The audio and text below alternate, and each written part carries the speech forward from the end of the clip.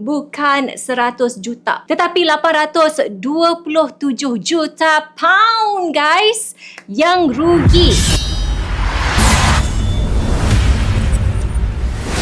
Hi guys, welcome to our YouTube channel. Okay, baiklah. Sekarang ni untuk episod kali ni Kamalia nak ceritakan kepada korang semua kisah kehancuran seorang trader yang bernama Nick Leeson. So korang semua kena listen to Kamalia, okay?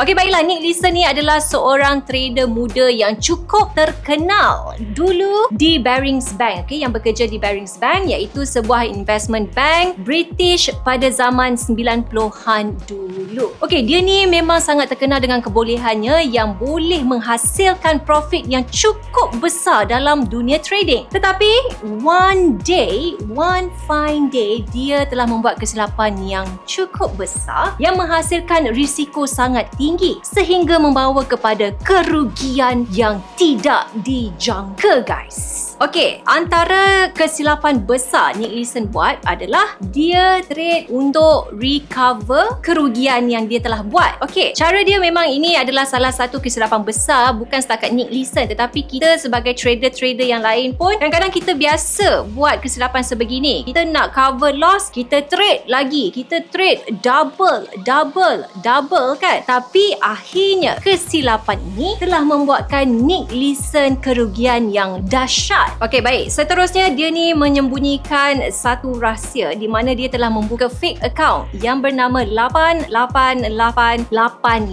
5 kali 8 dekat bank yang dia bekerja tu sendiri. Supaya apa? Dia nak menyembunyikan dia punya trading ni lah, kan? Kemudian, disebabkan dia punya kesilapan besar yang dia ni dah semakin orang kata nak profit lagi sampai dia tersilap langkah dan dia telah menyebabkan kerugian besar kepada bank itu sendiri, iaitu rugi sebanyak berapa tau? Bukan 1 juta, bukan 100 juta, tetapi 827 juta pound, guys, yang rugi. Bank tu rugi disebabkan oleh Nick Leeson ini sahaja. Dan akibat daripada kesilapan Nick Leeson ni, bank itu terus move list. Barings Bank tu yang dah lama ditubuhkan, 200 tahun ditubuhkan, terus move list sebab bankrupt, sebab kerugian yang cukup teruk. Dan bukan itu sahaja, Nick Leeson juga telah dipenjarakan selama 6 tahun di Singapura akibat kesilapan yang dia telah buat. Jadi guys, moral daripada cerita Nick Leeson ni, bila korang trade, janganlah ikut emosi, jangan lupa tentang stop loss, manage your risk. Benda-benda tu semua penting. Sebab itu adalah apa yang Nick Leeson dia lupa. Dia rasa dia dah power semua kan, tapi dia tak ikut dah benda-benda ni, dan disebabkan itu dia kerugian yang cukup besar sampailah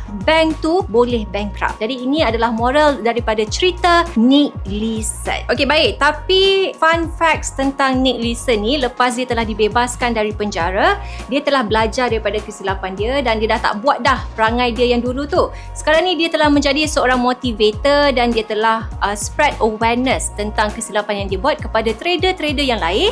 Dan sebenarnya dia juga telah menghasilkan sebuah buku yang berjudul Rogue Trader dan akhirnya telah berjaya menjadi sebuah filem. Okey? Jadi itulah kisah yang Kamalia nak kongsikan kepada korang. Satu pengajaran yang cukup berguna kepada semua traders di luar sana. Dan macam biasa, jangan lupa like, share, komen dan juga subscribe our YouTube channel, okey?